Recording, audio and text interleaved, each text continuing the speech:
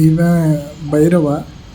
அவன் நம்ம தம்பி வீட்டில் இருக்கிறது. தம்பிக்கு ஊருக்கு போயிட்டான்றதுனால கொஞ்சம் பார்த்து சொல்லிட்டு கொடுத்துட்டு போனாப்புல. இது கொஞ்சம் கொஞ்சம் இல்லை, ரொம்ப அடம் பிடிக்கிறவன். குளியெல்லாம் முடிச்சதுக்கப்புறம் நம்ம வீட்டில் ட்ரையர்லாம் இல்லை, அதனால் வேக்யூம் க்ளீனரில் ப்ளோவரில் போட்டு அடிக்கிறது. வேக்யூம் க்ளீனர் அமேசானோட வேக்யூம் க்ளீனர் வச்சுருக்கேன் வீட்டில். ஸோ அது எடுத்து வாங்கினதே இவங்களுக்காண்டி தான்.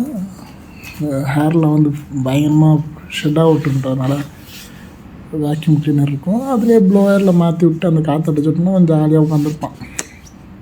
கொஞ்சம் லைக் பண்ணுறவன் தான். மற்றவங்களாவது கொஞ்சம் ஓடுவாங்க, இவன் அப்படிலாம் இல்லை, இது என்ஜாய் பண்ணிகிட்ருப்பான். அது பாருங்கள் என்னென்ன வேலை பார்க்குறான்.